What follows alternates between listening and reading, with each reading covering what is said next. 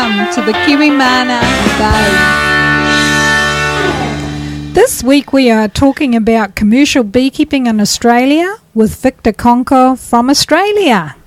This is episode 84 of our beekeeping podcast with Kiwimana. And the executive producers this month is Aaron and Lauren from Jennings Apiaries in Louisiana. Thanks, guys. Hi, for all your guys. help. Thank you again. Yes.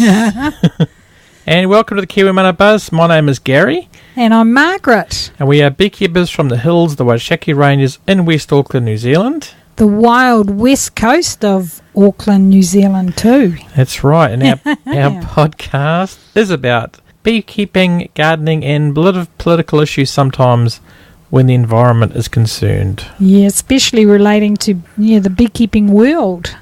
Absolutely, and we often go off on tangents, so just prepare for that. Indeed. There's sometimes a tangent has to be had. That's right, and the show notes for this podcast are kiwi.bz/Victor. That's VICTOR. Awesome. And check out the show notes for any links we mention and make some comments if you love the show. Yeah, and thanks for joining us today. And, we know that life is busy and we do appreciate you taking time to join us and, share some information about commercial beekeeping. So it'll give us another perspective on beekeeping. Absolutely, and these are the things you'll discover. You'll discover how Victor and Dave started up their company, and what a sulky is. Oh, I see. Sometimes that happens. Yeah, I think you'll be confused then. Okay. And what Get some clarity on that one, guys. What green mallee honey is like? Green mallee honey. Mallee honey. Oh, okay. And how does polystyrene hives deal with a hot summer in Australia? Why they are going to use only polystyrene hives in the future. Yes, that's a very interesting point because we talk a lot about that, so you can find out about these polystyrene hives. It might give us a bit of clarity how the bees behave in that hot weather, and I'm not sure if they have as much humidity as us, but that'll be interesting. Big shout out to Paul Spain, who's organising the very first Asia Pacific conference. So where is Paul from? He's from Auckland, and the conference is going to be on the 12th and 13th of February, and that's based in Auckland, New Zealand, where the Kiwimana Buzz comes from. That's it. And who is Paul? Paul is the CEO of Gorilla Technologies. Yeah, and he's often been asked to speak about new tech news on local TV. Absolutely, and he's even been to Kiwimana, hasn't he? Yes, and he has sat on the deck, and we have had a good chat about podcasting. And we ate chocolate biscuits. Absolutely, always. And this conference is all about podcasting with some famous people from around the world talking about podcasting, and we've been asked to go too. So if you're going, we'll meet you there. Yeah, definitely. We'll have our T-shirts on and hats, so you should be able to see us. Or I thought we were going to wear our bee suits. Oh, yeah, we can do that too. They've got Kiwimana on them, so you'll be able to find us, identify the beekeepers. I think we need to be a bit more incognito, being a business kind of thing. All right, well. Anyway, let's have an introduction here. Victor, along with his business partner David, runs the Australian Honeybee Company, a small commercial beekeeping operation in Canberra, which is Australia's capital. Victor is a third-generation beekeeper, and David started as a builder, and over a bottle of port, the Australian Honeybee Company was formed. Ta-da! Well, Victor, it's great to see your idea survive the hangover. How's it going today? Well, we didn't quite get a hangover, but we were having it's funny because our daughters were doing the ballet together. That's kind of how we met in Canberra, and Dave and I were working late at night building props for the ballet performances for the girls. Yeah. And then I didn't realise, but of course I'm a third generation beekeeper, but I took a break from 1990. I got itchy feet, left home, went to Canberra, and ended up spending the last 20 odd years working in IT and different things.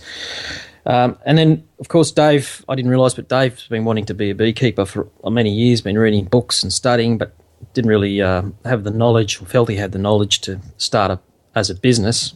And of course, as soon as he found out that I had the background in beekeeping, I think he started topping up my porch glass. And at that point, I think I was tricked into becoming a beekeeper again after a 20-year break. So, yeah, it must be a lot different from IT to beekeeping. Very different. But I mean, the 20 years that I spent away, it's been good. Lots of experience, and I'm starting to apply some of that business experience, I guess, to the new beekeeping business. We started in 2010.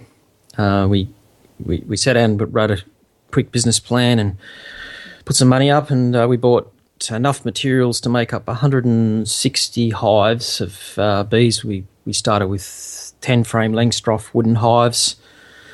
So we built them up, and we set up an extracting facility in Dave's 3-car garage, and we used a lot of the equipment, second-hand equipment that I'd used when I was a teenager. Pulled it out of the shipping container. Like, we had a couple of old extractors, 100 frame radial extractors. We had a chain feed and had bits and pieces.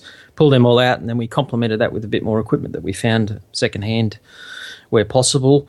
So we ended up with like a three-car garage fitted out with a honey extracting plant that was capable of 1,200 kilos an hour. So the neighbours, Dave's neighbours, were wondering what the hell was going on inside that shed. Yeah, that whirling sound. And the smell, because you know what happens when you're extracting honey, especially in that volume. Yeah, yeah. The smell goes through the whole neighbourhood. And was in the suburbs. And was that garage bee-proof? Not really. So that's the other problem you have if you get a bit of conditions are a bit tight. Obviously, you get robbing, and so we had to be very cautious not to start a whole robbing rampage in the garage, so as not to upset the neighbours. Yeah, absolutely. Oh no, it's great. I've been looking at your Facebook page and just wondering, did that camera actually survive that photo? With the ram, yeah, it did actually. It got a bit of mud on it, but it's amazing how wet we had. We had a very wet winter, and coming into early spring, it just kept raining and raining in the Riverina area where our bees were. They finished on buckwheat honey, and then we decided just to leave them in the paddock. We thought, it's halfway to getting them to the almond pollination in August. So we thought, we'll leave them there. So, but we didn't realise how much water we were going to get. So getting out of the paddocks was just a huge challenge with the truck and the trailer and all the weight. So it was like that video that you saw on our YouTube channel. It's like full noise and mud flying everywhere. Yeah. So we managed to get them all out, all 600 of them out without getting bogged. But we did have to hire a machine, and we hired a bobcat. Yeah. To run them out of the real soft paddocks. Yeah, no, it's an amazing video. We'll include that in the show notes for the people to have a look at. Yeah, it's interesting. So you said you're a third-generation beekeeper. So was your father involved, was he? Yeah, my grandmother was she was the first beekeeper on my dad's side, and also my mum's side. My grandfather, he had about 100 or so hives as well around the Goulburn area, and my grandmother had as well about 100 back in the 1920s. Around Griffith in the Riverina, and she used to. I've heard a couple of funny stories from my great aunt, her sister. My grandmother's no longer with us, but my great aunt telling me of some incidents where she used to shift the hives on a horse and sulky in the 1920s. Yeah, and a couple of times she came to grief, I think, with the horse getting a little bit uptight with getting stung under the tail. So she moved. So she modified, as we all do. Yeah, so apparently her father, my great-grandfather, modified a push bike and put a rack on the front and a rack on the back, and she'd load a hive up on the front and a hive up on the back, and then she'd pedal the bees up to the next orchard or whatever it was that she was moving the bees to. So that was back in the 1920s. Then Dad, I left school when I was pretty young, probably younger than I should have, and went straight into the family business, and Dad had around just over 2,000 hives, and we were based in a place called Ulladulla, but we shifted bees all over the state, all over Victoria, New South Wales, right up into Queensland. We had semi-trailers, and it was quite a large commercial operation. So I did that right up until 1990. Then one day I moved to Canberra, took a break, and I never went back. So, but anyway, we're back into it now and enjoying it probably more than ever. Yeah, no, it sounds great. What you said a bit of sulky, is it like a cart, is it? Oh yeah, it's cart, I don't know, it's a horse and cart. Maybe I've got the wrong terminology, but just a cart that goes behind the horse. Oh yeah, yeah. Just to put the bees on there. But I have seen people on the internet moving bees with horses, but they cover the horse right up with, and pretty much put it in a full bee suit. But yeah, back then no such thing. So the bees got a little bit upset. A couple of stings under the tail or around the nose, and the horse would be a bit hard to handle. Yeah. and I think she got tipped off the horse, bees and all. So. Oh wow! Yeah, I can imagine that wouldn't have been a fun experience at the time. Yeah, no, it's awful. I've done that myself. Tipped a hive over. It's not fun, and I can't imagine a whole cartload of them. Yeah. Do you have any funny beekeeping experiences you'd like to share? Probably quite a few. I don't know if they're all funny. Good question. I don't know really. I mean, probably not so much funny, but road accidents with bees are the worst. And we've come across a road accident where the truck tipped upside down with bees on it because nobody can get within a country mile of the accident site. No ambulance, no police, none of that. So as soon as we pulled up, they say, "Oh, you guys are beekeepers. We need your help. These guys. We need you to go down to there." And all I had was a bee veil. Yeah. Not a bee suit, just a bee veil. I had a white T-shirt on, I think, from memory, jeans and boots. Didn't have any. Anyway, we went down there, my dad and I, and absolutely got hammered because we weren't properly protected. But these were friends of ours, it turns out, and so we spent a couple of days just cleaning up the mess. And I think I must have got, I don't know, I lost count. At any one time in my arms, there was probably 30, 40 bees stinging me the whole day. So we probably got, I don't know, thousands of stings that day. Oh, that's terrible. I mean, were your friends okay? Yeah, everyone was fine. Yeah, just good. had a little bit of a micro snooze. One of the risks with beekeeping in Australia is long distance travelling at night and fatigue, driver fatigue. So that was what happened because we put our bees out in the Channel. We used to call it the Channel Country out in southwest Queensland. A little place called Yulo and Thargomindah, and there's a eucalyptus tree out there called Nyapunya, which is a small eucalyptus tree. It grows probably about, 6 metres tall, and it flowers every single year without fail. It's a bit unusual for a eucalyptus tree to do that, but the Nyapunya does it. It doesn't yield honey every year because it needs to have the right rainfall at the right time. But so we used to take our bees out there, and it was probably like, from memory, it was about 800 or 900 or more. Might have been about 1,000 kilometres each way. It's a long way, isn't it? To travel. And it was last year I heard you had a bit of a drought, or how did you guys get on? Yeah, it was a pretty tough year. We did a lot of driving around, probably too much. I think we shifted our bees 8 times last year, just trying to get them on conditions, but we did okay in the end. I mean, we started with almonds, pollinating the almonds. I mean, that's I guess our contribution to Australian agriculture. No honeybees, no almonds. So yeah, so absolutely. That's I guess that's our contribution to Australian agriculture at the moment. Then we moved to canola out around West Wyalong in New South Wales, and bit dry, so it wasn't as good as we'd like. Then we moved on to citrus. The citruses did okay. The oranges are great because, or whatever citrus you're on, but because they're irrigated, so they don't really suffer from drought conditions. So it's really great having a honey crop like that it's not prone to drought. Then we moved to green mallee, which is a little eucalyptus tree. Mallee, I don't know for your listeners that don't understand what a mallee means. In Australia, it's a tree with multiple trunks. It doesn't have a single trunk, it has multiple. That's what determines whether a tree is a mallee. And we have a little one here called green mallee. It's a bit of an ugly tree, actually, if you look at it. I think it's beautiful, but if I took anyone out into the mallee country and the mallee scrub, they would think they're in the end of the world. If they didn't think they were at the end of the world, they probably thought they could see it from there. Yeah, but it's phenomenal. It's beautiful honey. It's just like gold. The green mallee honey. I think it's my favourite honey.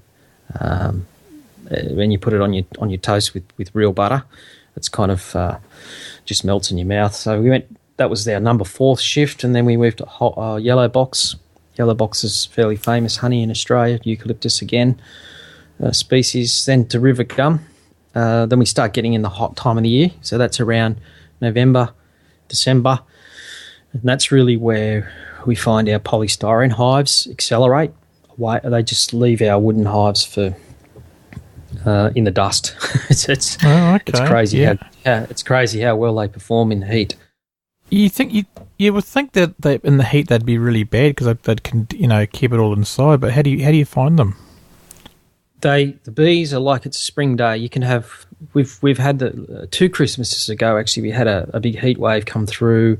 We're on River Red Gum on the Murrumbidgee River in at a place called Darlington Point, and just around Christmas we got this heat wave. It got up around 46 degrees. I think that's around 100. I think that's around 115 degrees Fahrenheit. And then we had this really hot wind behind it as well, so it was just blowing a hot gale, 46 degrees, stinking hot. Our wooden hives they went backwards. We noticed, and they didn't do anything. They didn't put any honey in at all. Our polystyrene hives, it was like a spring day for them. There was no bearding at the front of the hive. They were coming and going all day through the heat. Didn't matter. And when you lift the lid on the hive, and there's no ventilation in the lids of these hives, which was one thing we were looking at, but it turns out the design's perfect from what we've observed. But when you lift the lid of the hive, the bees are working right out to every corner of the hive. When you lift the lid on the timber hive, we found that there was very little bees in the second or third box because they just can't. When they go in there, they overheat. The hive overheats. So instead, we had beading on the front of our timber hives right up to the second or third box across the apiary. Yeah, that was really when we started to realise we were onto something with the polystyrene hives. So I guess they actually keep the heat out in that way. They do, yeah. So what happens is the bees in the bottom of the hive that we use, it's got a 33 centimetre square mesh floor. Yeah. And winter, any time of the year, we never cover that over.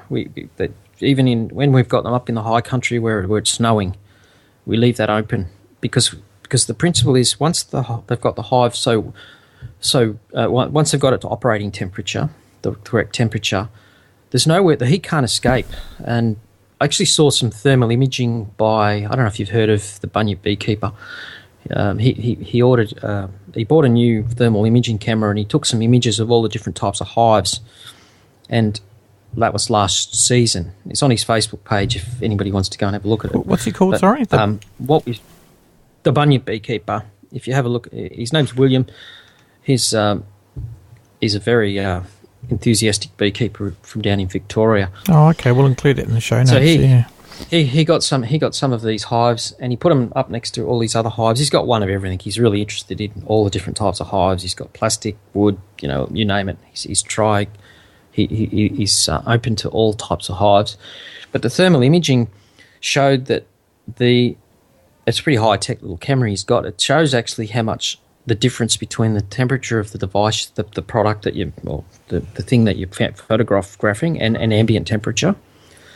It was virtually less than 1 degree difference between the ambient temperature and the outside temperature of the polystyrene hives. But the wooden hives, the plastic hives, they all had quite a big difference. You could see that they were red in colour from the thermal imaging, and there was a lot of heat escaping out through the walls of the hive. And so that was interesting. I think what we're discovering we decided to import the polystyrene hives, and we got them in 2012. And we were really nervous. We thought, have we bought ourselves a 20-foot container of leaky eskies? Yeah. If we get them out here and then and we were worried about exactly what you said. How do they go in the heat? We were thinking, we were really reasonably confident we thought that would work the same as they work in the snow, -20 in Finland and Scandinavia, places like that.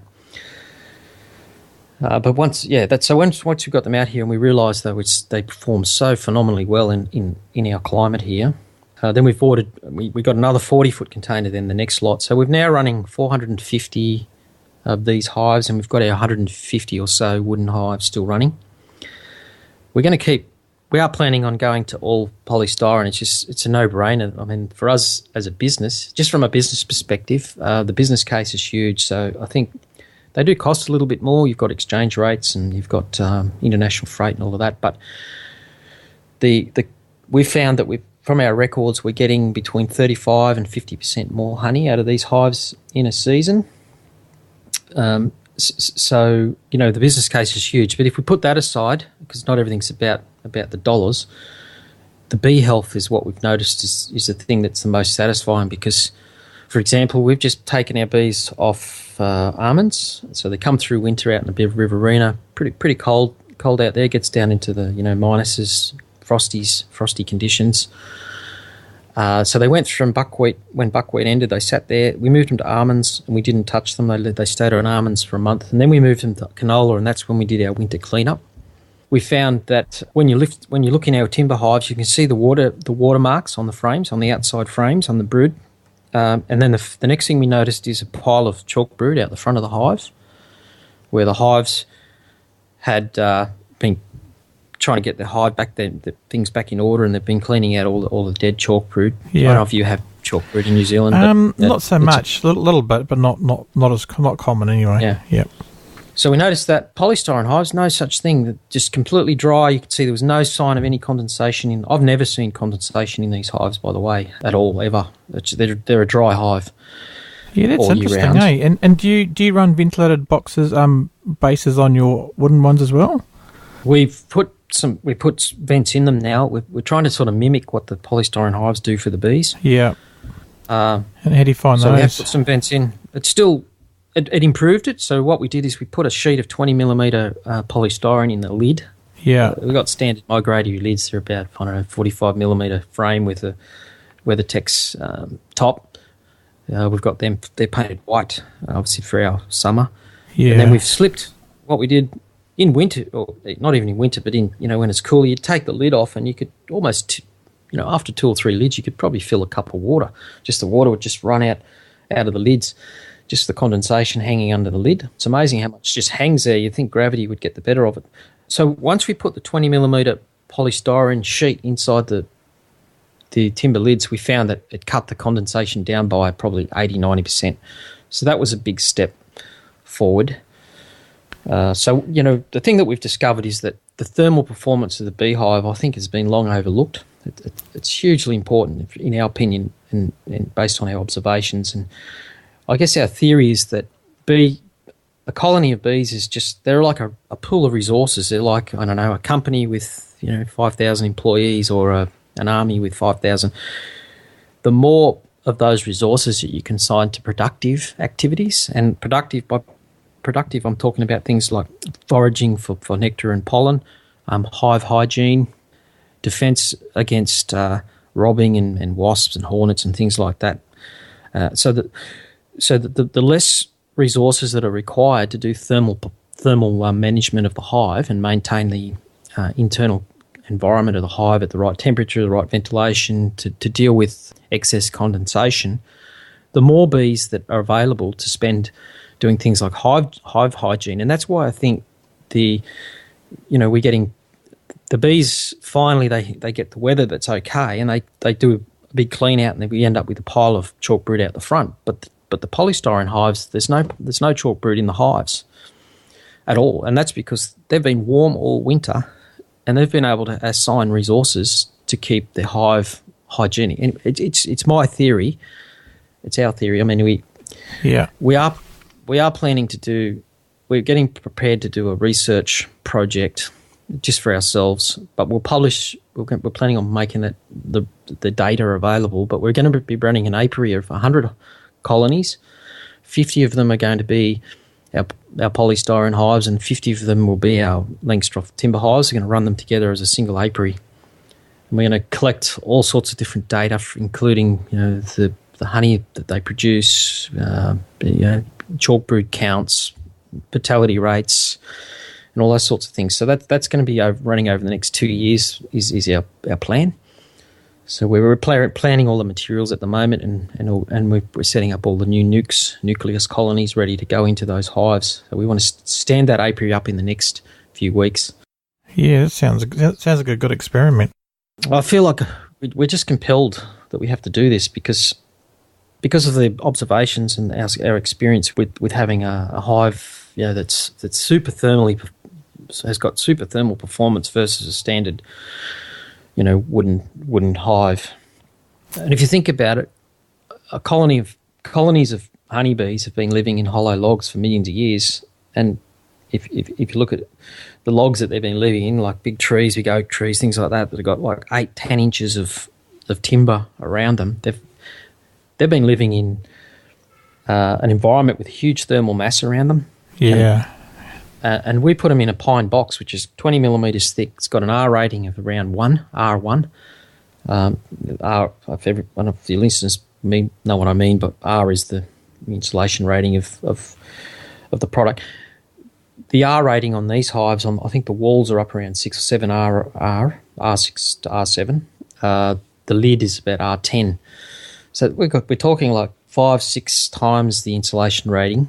So it's hard to believe that you might think putting hives in your colonies in a polystyrene hive, which is synthetic, would be as close to Mother Nature as they can get. But I think in terms of thermal performance, it's definitely the case. Yeah, it seems amazing, isn't it? That it's the difference in thing. I think that's great. I think this study you're going to do is going to be really fantastic, and hopefully it'll work. And how other commercial people will take these up in Australia? Yeah, well, that's the other thing too, is we kind of, another thing we got tricked into was importing them for other people. So yeah, we get tricked into a lot of things, but we don't seem to take much tricking. All it takes is a bottle of port, I hear. Yeah, that's right. We're really easy tricked into stuff. Sorry, no, it's all good. So we've been bringing them in for other beekeepers as well now. So. Yeah, and we're getting more and more commercial beekeepers.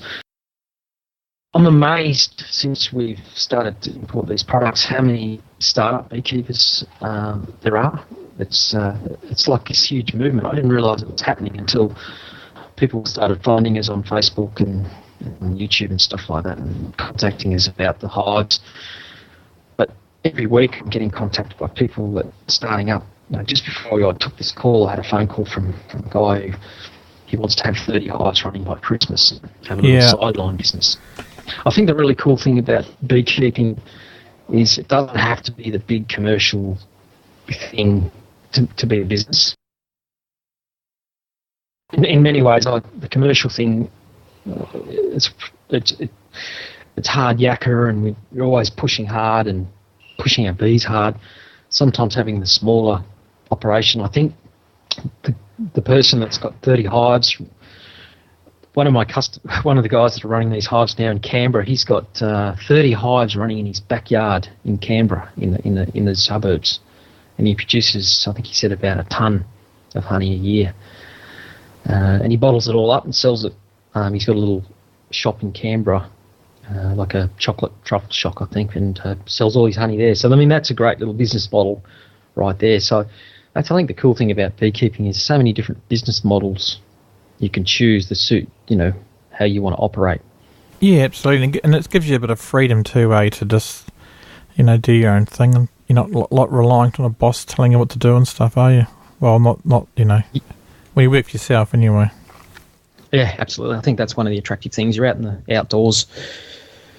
I still work for a big software company, a global software company now, but Dave, we've been doing this part-time, so We've been running 600 hive. Well, we hit 600 last year actually, so but we'll probably plateau here for a while.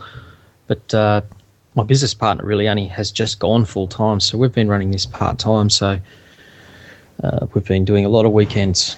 Yeah, I can imagine keeping it running. So is the dream to do it full time for both of you guys? I think definitely. So one of us will go full time now. Dave will be, he'll run the bees, and I'll be available weekends and so forth. But I'll probably stick it out with the company I'm with for another 2 or 3 years, and then I'll transition across to the business. Oh, that sounds great. Yeah, definitely. That's the plan. And how do you deal with things like, I don't know about the rules in Australia, but with like American foul brood and European foul brood, how do you deal with those in the poly hives? Because obviously you can't burn them, can you? No, we don't burn hives. No, what we do, we gamma radiate. Oh, okay. So, do you do gamma radiation in New Zealand? No, we don't do that here. No, we generally... Oh, you don't have a facility or...? No, there's no facility that I've heard of anyway. I think that gamma radiation. What they do here is they generally either burn them or they paraffin dip them. The commercial guys to get rid of the AFB. Yep. So for us, disease management is key. It's a key building block, cornerstone things that you need to do to be successful in bees. So we aim to be completely treatment free, and we are. We don't treat any antibiotics. I think they used to call it terramycin. I think there's another name for it now. But I remember when I was a teenager, and we used to put we just have drums of this, pallets of this terramycin that my dad would buy, and every time we worked, 3 or 4 times a year at least, we would be putting a big cap full of this powder in through the brood nest. And to be honest, I think what we were doing is really masking a lot of nasty problems with our hives. Yeah, yep. I think sometimes you don't know what's holding your bees back, but you just know there's something there, but it's invisible to it's invisible to us, but the bees are affected by it. So our aim is to be treatment free, not mask anything. Let it show itself. Give it opportunity to be exposed. And then what we do is every single deceased hive that we get, regardless of how it came to its end, whether it be just became a drone layer or it had a problem, we gets back into our shed and we shrink wrap it. We don't put it into our extracting equipment or anything like that. We shrink wrap it. There's a video, I think, on our YouTube channel showing how we do that. And then once we've got 3 or 4 pallets of these hives, we ship them up to Stereotech in Sydney and have them gamma radiated, and then we bring them back, and if they've got honey, then we might extract it.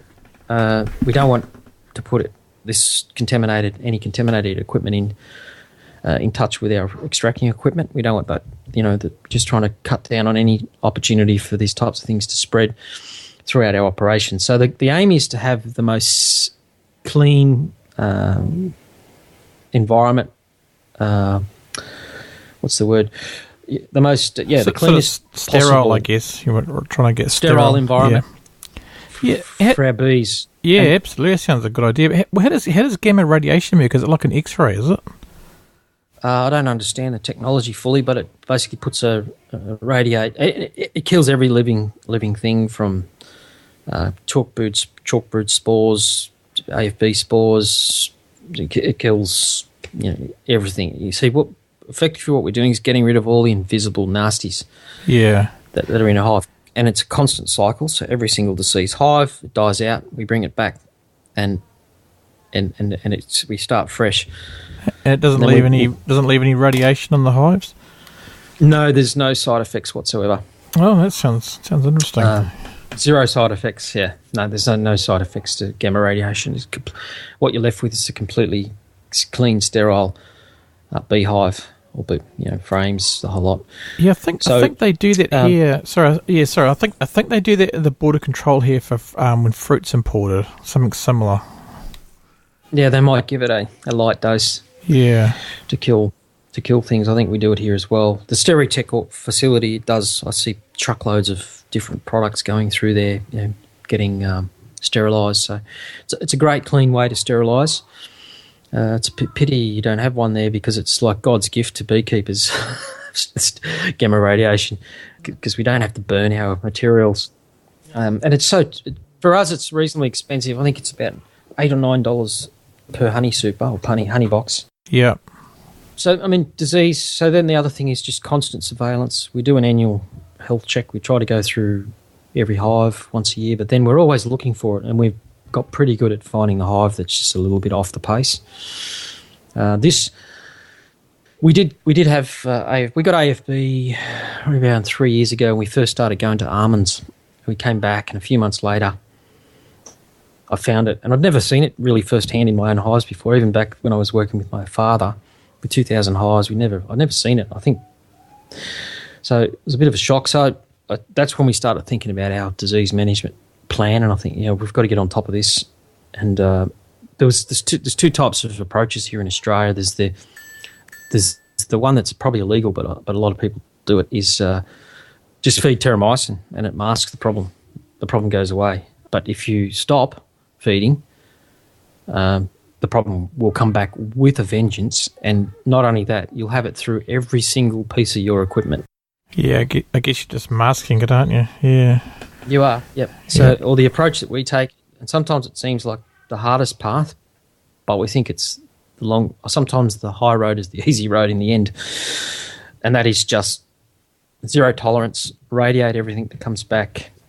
As soon as we see any sign of any problems, we euthanize the hive and isolate it and send it off for radiation. So, that's what it's all about. So, yeah, disease management, very important for us. Oh, that sounds interesting. Yeah. Yeah, I mean, you're so lucky you guys don't have varroa mites yet, eh? It's just amazing that you guys can... I hope that you can stay that way as well. Yes, I do as well. I mean, when I listened to Charlie on Solomon's podcast talking about his experience with the varroa mite in the polystyrene hives, I was quietly hopeful that we might get the same result here as he's seeing, and that the same thing, I think, if you can free up a bigger percentage of your workforce for hive hygiene by giving them a hive they don't have to keep warm, the hive does all the hard work for them, then I think you've got more bees allocated to that hive hygiene activity. And that's what I think varroa mite, from what I've seen, you correct me if I'm wrong, Gary, but it's about hive hygiene. You get the hives that are hygienic, that they seem to keep the count low. Yeah, and I think, and varroa mites really love cold, damp conditions over winter. They can breed really well in it, but they can't breed very well in high temperatures. Yeah, that might be affecting them as well with it. Because the insulation's better, maybe that's helping keep the dampness down and stuff. Yeah, and I think that mesh floor helps as well. So when the bees do the hive hygiene thing and they pick the varroa mites off and drop them, they fall out through the mesh in the floor of the hive. Yeah, so I think there's a whole bunch of things working in favour of the honeybee versus the varroa mite with this hive design that we use. Wait and see, I guess, because we run mesh boards here, and I'm really surprised that a lot more Australians don't have mesh boards on their hives, eh? I think we're starting to see it now. I think there's a lot of beekeepers now starting to look at it now and install full mesh floor. Yeah. It definitely helps. But so the challenge is, I think, is with the hive, our polystyrene hive. Once the hive's warm, even though we leave that mesh open, in Finland they don't cover the mesh. It's minus 20 degrees. They don't cover the mesh. But I think the principle is once the hive's warm and the heat can't escape, the cold can't actually come in from underneath. They can manage it. The hive just becomes a warm cell of air, and that cool can't come in underneath. But I think the problem with the hive that doesn't have the insulation rating is with a full mesh floor is the cold's just going to make its way up underneath the hive and keep escaping out through the cracks in the walls of the hive. So then you end up with bees that are stressed in winter. You end up with high levels of condensation in the hive. See the water damage. Now, some of the wooden hives were strong enough and seemed to keep it to a minimum, but we never seen none of that in our EPS hives. whatsoever. Oh, yeah, it sounds good. Sounds amazing.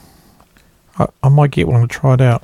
There is a reseller in New Zealand. It's called Paradise Honey, the hive system. Oh, okay. Yeah, I like the fact they all interlock together as well. I think it looks like a good idea. There's a couple of important reasons why you need that. The first thing is, if you're living in a wet climate, when it's raining, the water runs down the outside of the hive, and you get a capillary action because the hive's warm inside, so it sucks the water in. Yeah. Through the cracks, and it runs down the wall, so then it adds to your water problem.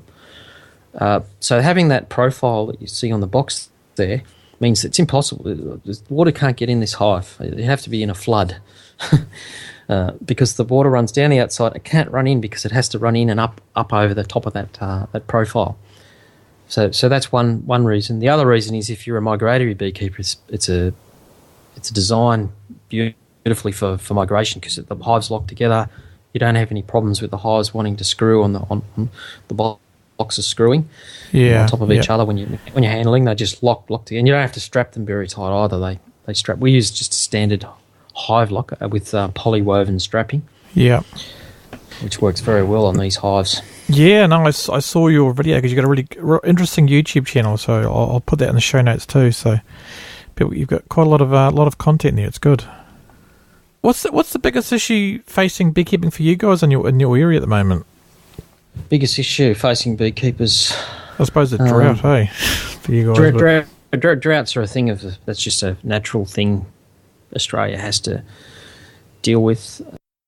I think one of the things is importation of Chinese honey is a pain for Australia. For Australian beekeepers, I don't think it's not doing Australian beekeepers any good. I mean, if you look at New Zealand and look at the price that your honey, I think the Kiwis have got the right idea is that they don't allow any honey to be imported, from what I understand. No, none at all. Into the country. So what it does is it puts a good, strong value on your produce, on your honey. Whereas we've got big supermarket chains here, two actually. They demand high levels of margin. They want the price to be the lowest possible.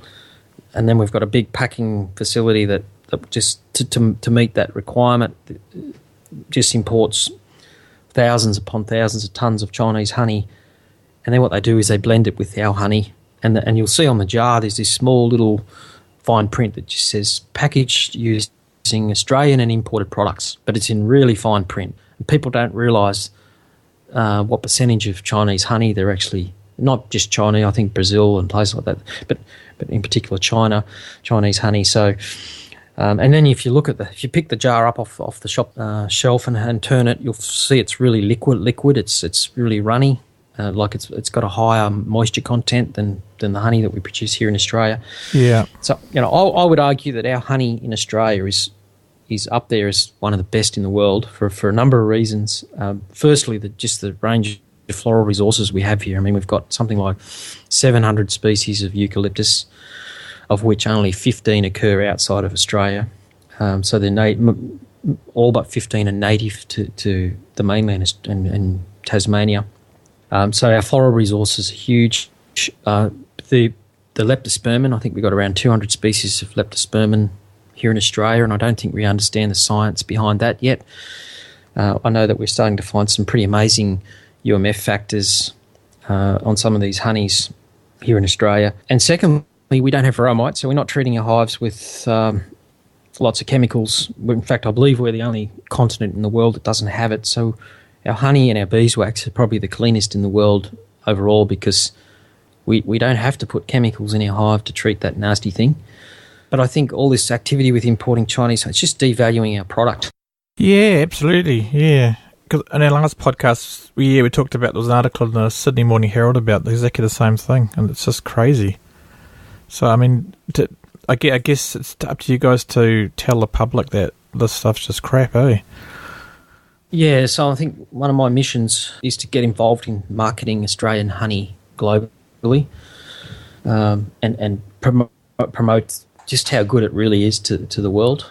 For example, I was in the shops the other day and I saw New Zealand honey on the shelf. It was called pasture honey. I think that's code for clover. Clover honey, yeah. Yep. Yep. And it was selling for around $30. I calculated out the jar of honey would have been factoring the price of the jar. It would have worked out at $30 a kilo on the shop shelf here. That's expensive for clover honey, yeah. Well, yeah, you said it. But you guys have done a great job of marketing your honey. Well, it is the best honey in the world, let's be honest. We'll take that offline with a port, I think, over a port. Okay. And right next to it was a jar of, I think it was river red gum and yellow box honey, and it was sitting at $16 a kilo. I don't need to ask you which one you'd prefer to put on your toast. But clover honey. Well, the clover honey, most beekeepers in Australia, we just tip it out, you know. Yeah. No, I guess it's all taste, but that surprised me that it's so much. Even clover honey's expensive there. I mean, I can understand if it's a high UMF factor one with Manuka, but that's it's awesome for the beekeeper. Let's hope that they're getting $30 a kilo for it. That the honey, I've never worked buckwheat before. I don't know if you guys have buckwheat crops in New Zealand. I don't think so. No. We ended up extracting a blend of buckwheat honey and river red gum honey, and oh my goodness, that was unbelievable. The flavour was just so unique, the mix of the two honeys. So I've kept 1,000 litres of that because I've got people that don't sell that. We want that honey. It's amazing the flavour. But apparently buckwheat's got one of the highest antioxidants ratings of any honey in the world. I don't know how. I have to do a bit more research on that, but that's amazing. Yeah, because Manuka actually did actually originate in Australia, didn't it? A long time ago. So I think it's about 2,000 years ago or something. It arrived in New Zealand, or was it longer than that? A lot longer than that. 100,000 maybe. Yeah, it's Have you read Cliff Van Eaton's book about Manuka? It's really good. Yeah, I need to get a hold of it. Yeah, I mean it's a great book, and he talks about the history of it and the best ones to get and stuff. It's really good. So yeah, read that.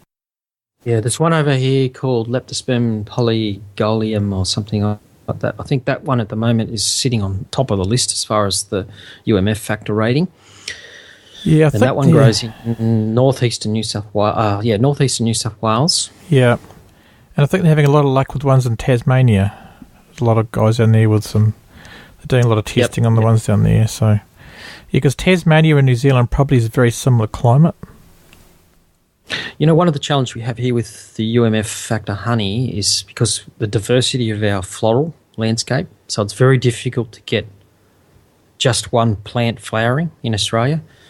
Where these tea trees grow, like northeastern New South Wales, are very almost tropical, not quite, but it's a coastal, high rainfall, lots of diversity in the forests. Right from rainforests through to eucalyptus forests, and so it's hard to get just the leptospermum flowering. Yeah, so the bees, they're not stupid. They work out where the best resources are, volume, the distance, and all that sort of stuff. And you can't always, as much as you'd like to train them to go and just get the leptospermum because it's worth a whole lot more money. We can't. They'll go and collect whatever the hell they want. Oh, absolutely. I mean, that's why up in parts of New Zealand they're just planting Manuka. That's it. Huge areas, just Manuka forests. So just to I think we'll start.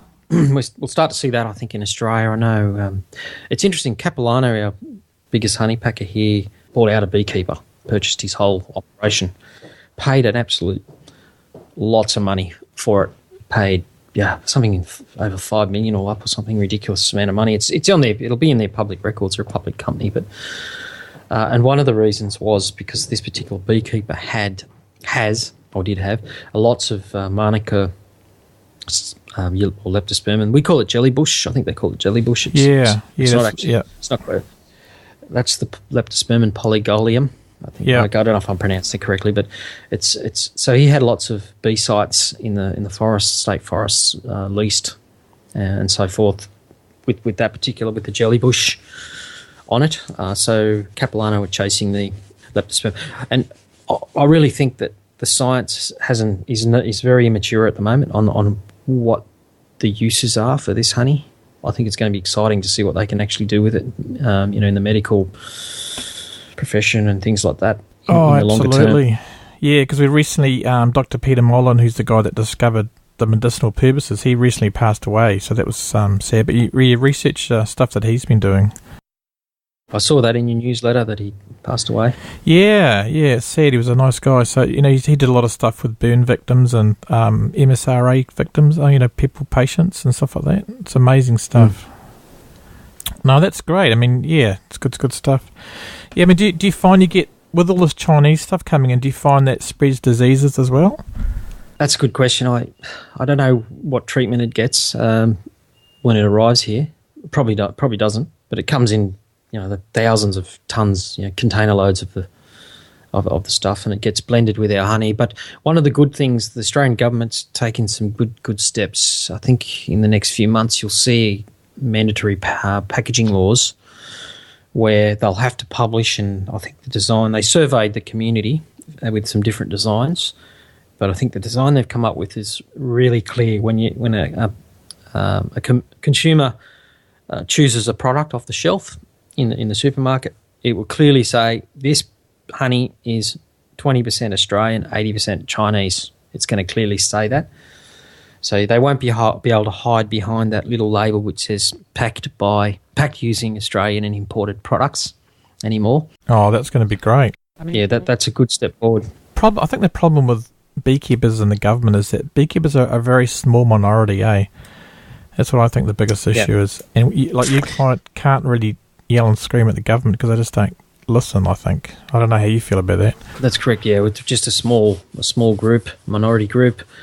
And also, probably a lot of beekeepers are beekeepers. They're not really skilled in, lobbying and that type of thing. So, absolutely. So we really need, the industry really needs professional lobbyist type capability. Yeah. But we're seeing I think agriculture's now stepping up. I know in the US, President Obama, I think it was a year and a half or so ago, launched the president's directive to do all of that research into the health and well-being of the pollinators, not just honeybees, but pollinators. So I think he established that initiative. So a lot of money now. I think society's starting to realise the importance of honeybees, not just to put honey on their toast, but actually 1/3 of the food that we eat comes either directly or indirectly because of pollinators like honeybees. So I think that's a good sign. So I think now we're starting to see more money.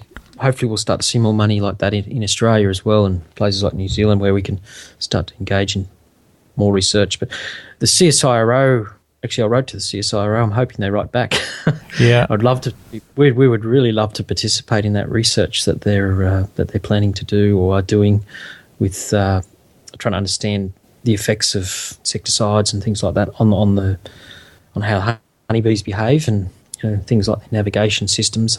So they're putting the little chips on the back of the bees, on the back of their heads, thorax. I've seen those. Speaking of pesticides, do you have any issues with neonicotinoids in Australia that you know of? Because I've heard of a few beekeepers have had troubles. But look, it's one of those things that's really hard. I don't think so. I mean, we work a combination of native forests, virgin native forests, and agriculture. Our country, and sometimes there's a blend of both. We don't often see fatalities in our apiaries. I mean, sometimes you'll see a few dead bees out the front, but I've never had a situation where we've gone, what the hell happened here kind of thing, like colony collapse disorder.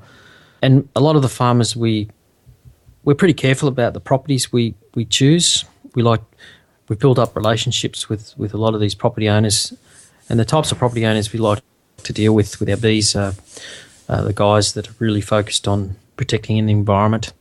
I know where our bees are right now, the farm is quite a lot of cropping, sheep grazing, but then he's got all of these corridors of wild virgin mallee scrub throughout the property.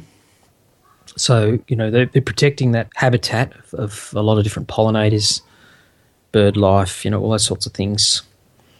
And they try to minimise the reliance on chemicals.